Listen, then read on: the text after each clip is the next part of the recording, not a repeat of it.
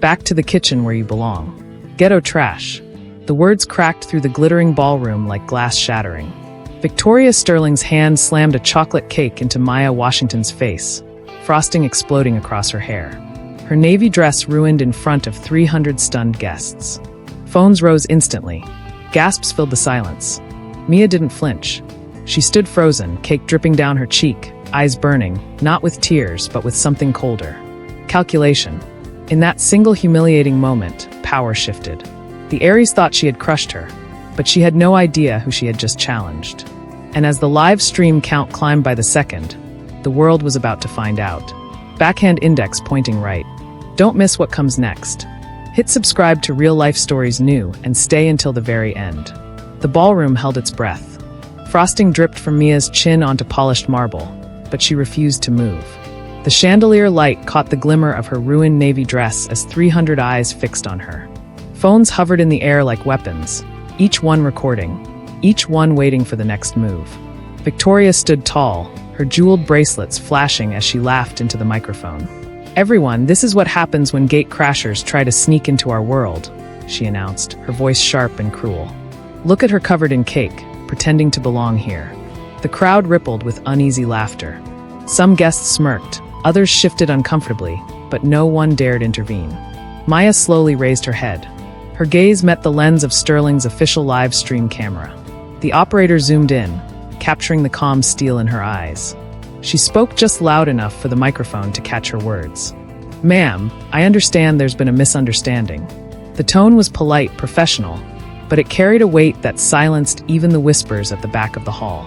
Victoria sneered, circling like a predator that believed the kill was already made. "Oh, don't try to play innocent now. Everyone here saw you rifling through confidential documents. This is what happens when people like you try to sneak into places you don't belong." The phrase "people like you" hung heavy in the air. Gasps broke through the crowd. A man near the bar muttered, "She didn't just say that, did she?" His colleague shook his head. Phones kept recording. The hotel manager, Marcus Carter, stepped forward with careful diplomacy. "Ladies, perhaps we could resolve this quietly." "Nothing quiet about it." Victoria snapped, cutting him off. "I want everyone to see what happens when frauds try to trick us." She waved her hand toward Maya. Frosting still smeared across her hair. "Cheap dress, fake watch, probably stolen."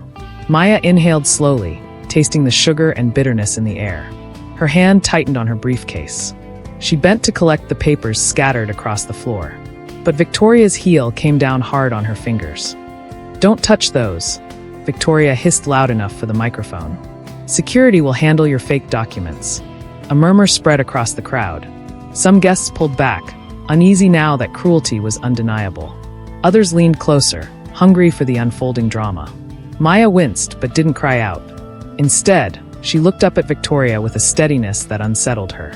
"You believe I don't belong here," Mia said softly. "But perhaps you should verify before you decide who does and doesn't."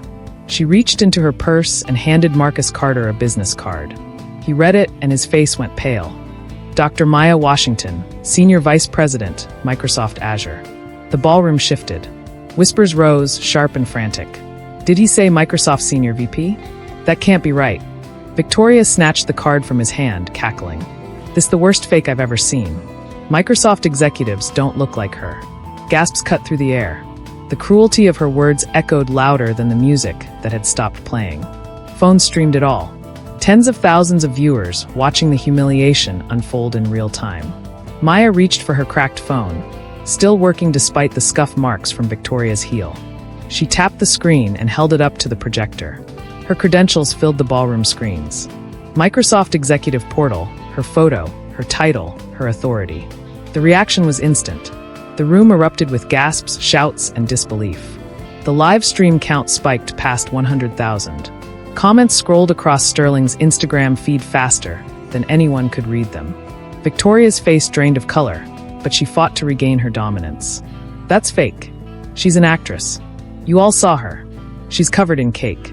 Before Maya could respond, Carter dialed Microsoft's main number. He placed the phone on speaker. The call connected. Microsoft Corporation Redmond headquarters. "How may I direct your call?" "Yes," Carter said, his voice tight. "Please connect me to Dr. Maya Washington's office." The transfer clicked. Voice came through. "This is Jennifer. executive assistant to Dr. Washington. Every guest turned toward Maya. She wiped a streak of frosting from her cheek and spoke evenly. "Jennifer, this is Dr. Washington. I'm at the Sterling Gala. I've had an incident involving dessert." The assistant's horrified gasp echoed through the ballroom. "We're watching the live stream right now. Dr. Washington, are you safe? Should we call the police?" The silence that followed was electric. The Heiress froze, her arrogance crumbling in front of thousands of live viewers. Jonathan Sterling, the CEO, rushed in, his face gray. "Victoria," he whispered urgently. "What have you done?" She spun toward him, relief washing across her face. "Daddy, perfect timing. She's lying. She doesn't belong here. I handled it with some cake." The room erupted in disbelief. A voice shouted from the back. "Nobody laughed when you smashed that cake in her face." Jonathan's eyes locked on Maya's credentials projected on the giant screens. He staggered, realizing the truth. He turned back to his daughter, horror etched into every line of his face. "Oh God, Victoria," but she refused to stop. "You're all blind. She doesn't belong here. Look at her." Maya stepped forward, her voice rising above the chaos. "Miss Sterling assaulted me while calling me ghetto trash. She humiliated me on camera in front of hundreds of thousands of viewers. And she did it minutes before I was scheduled to sign a $4.2 billion partnership that would have saved Sterling Industries." The words hit like thunder. The crowd gasped. Phones captured every syllable. The live stream spiked to 200,000. Victoria's father fell to his knees in front of Maya. "Dr. Washington, I am so sorry. Please, we need this partnership. Don't punish 12,000 employees for my daughter's behavior." Victoria's voice cracked. "Daddy, get up. Don't beg for this cake-covered fraud." Maya lifted her briefcase, the one Victoria had kicked across the marble floor, and opened it with deliberate calm. Inside lay the contract, pristine under the frosting that clung to its edges. She held it high for the cameras. "This," she said, "is the Microsoft Sterling agreement. It would have secured Sterling Industries' future. But the deadline has passed and the contract is void. Your daughter destroyed it the moment she threw that cake." The crowd roared with gasps and murmurs. Journalists surged forward. The live stream comments exploded. She ended them. Parma, the most expensive dessert in history. Jonathan collapsed, his empire crumbling before his eyes. "Please, Dr. Washington, we'll fire her. We'll do anything. Just give us another chance." Maya's voice was steady, each word cutting sharper than glass. "Mr. Sterling, your daughter didn't just insult me.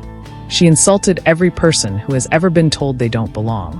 She revealed your company's values to the world, and the price is $4.2 billion. Security approached Victoria, who was now trembling, frosting still under her fingernails. "Miss Sterling," the chief said, "we have multiple witnesses and 6 camera angles.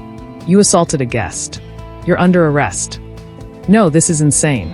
It was just cake." She screamed as handcuffs clicked around her wrists. Maya didn't move. She let the cameras capture every moment. The eyes, once drunk on arrogance, now dragged out in disgrace. The crowd erupted. Some clapped, others shouted, but all knew they had witnessed the fall of privilege in real time. Maya turned back toward the cameras one last time, cake still clinging to her hair. "Ladies and gentlemen, actions have consequences. Tonight you saw them unfold." The live stream count hit 250,000 as Victoria Sterling was escorted out.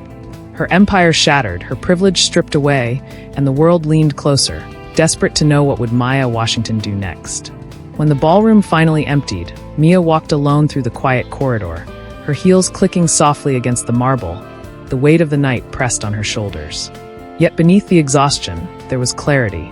She had not only defended her dignity, she had revealed a truth far greater. That respect cannot be bought and arrogance cannot survive the light of exposure. For the first time, she felt the sting of cake in her hair as something more than humiliation. It was proof that cruelty can backfire, proof that even the smallest act of contempt can unravel an empire. Watching Victoria led away in disgrace, Maya understood that strength is not in shouting louder, but in standing firm when silence would be easier. She paused at the hotel doors, city lights flickering against the glass. In that reflection, she no longer saw a victim covered in frosting, but a leader who had turned insult into consequence. And as the cameras followed her out into the night, the lesson was written clearly for everyone who had witnessed it. Truth carries farther than privilege ever can share it with someone who needs to hear it. And if you like this video, kindly thumbs up, and thanks for watching, and see you in the next video.